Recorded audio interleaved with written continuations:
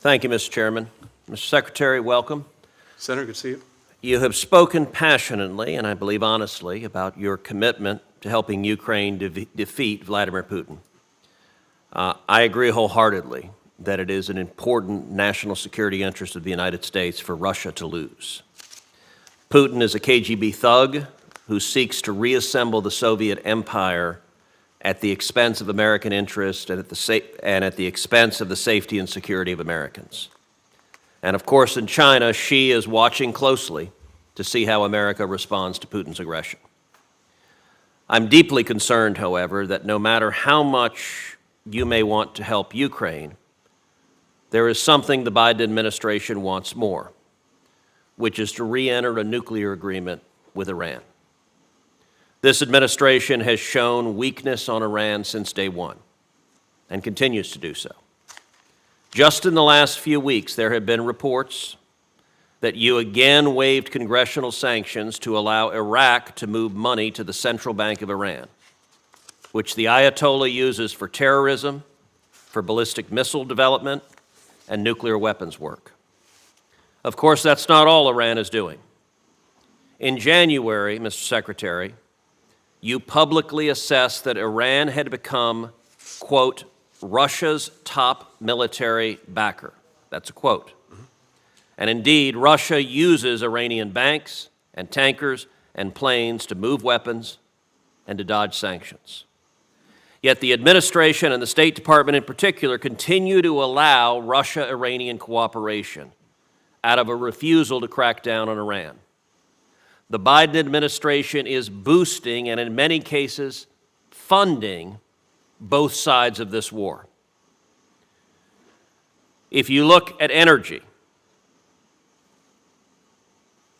and I want to start with this, I want to ask you about the use by Russia of Iranian oil tankers. As you know, Iran violates U.S. energy sanctions by using its own tankers, as well as a ghost fleet of foreign flag ships. You've allowed that ghost fleet to grow dramatically. The Iranians were using about 70 tankers when President Biden was elected. Today, they're using about 300 tankers. You did not sanction those tankers. Instead, the administration allowed Iran to restore its energy exports, getting above 1 million barrels a day, which is funding the regime and funding the war on Ukraine. Last month was the highest oil exports Iran has had since 2018. Now, we can argue about what that means for Iran, but I want to ask what it means for Ukraine and for Russia.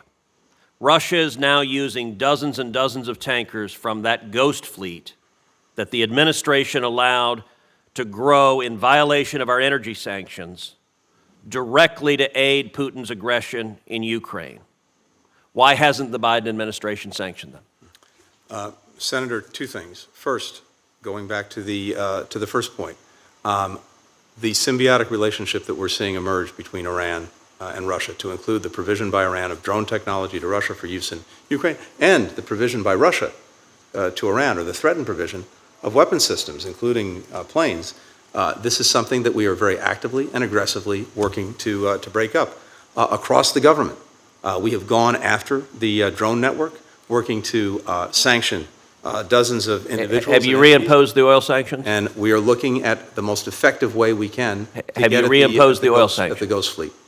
So we have imposed sanctions across the entire UAV network. We're looking at how we can most effectively deal with the Ghost Fleet. Have you stopped the Ayatollah from selling 1 million barrels a day of oil? We're working on making sure that we can do that effectively. It was done in the prior administration.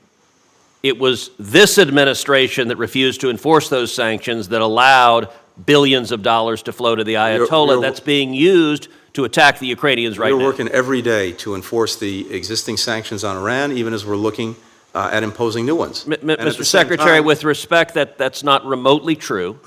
The oil sanctions you could enforce tomorrow, but it is a political decision not to enforce it, and you are providing the funds that Iran is using to provide drones that are attacking Ukrainian military and attacking Ukrainian civilians.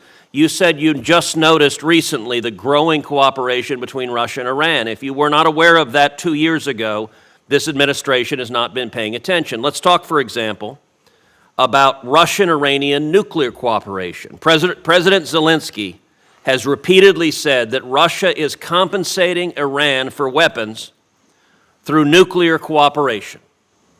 Last year, you signed waivers specifically related to the Iran nuclear deal that suspended congressional sanctions against Russia and Iran, conducting exactly this kind of nuclear cooperation. You recently renewed these waivers. President Zelensky is right. You know that, so much so that in your recent transmissions you wrote to Congress that previous waivers you had issued, quote, would expand Iran's nuclear programs and further deepen cooperation between Iran and Russia at a time that Iran is providing lethal aid to Russia for its use in its illegal invasion in Ukraine. But you didn't cancel the waivers. Instead, you signed them, enabling broad Russia-Iranian nuclear cooperation. Why did you sign these waivers, and why did you do so repeatedly? These waivers have been in the non-proliferation interests of the United States, particularly to make sure that materials that Iran could use to develop its nuclear program were shipped out of Iran, and to make sure that facilities in Iran would not be developed in a way that could lead to further proliferation or the advancement of the program. In the last instance, we have narrowed the waivers significantly, again, to make sure that they're focused only on activities that actually advance our non-proliferation goals. To make sure Mr. Secretary, with all due respect, that answer does not pass the laugh test. Under this administration, you have allowed Iran to get to the brink of a nuclear weapon.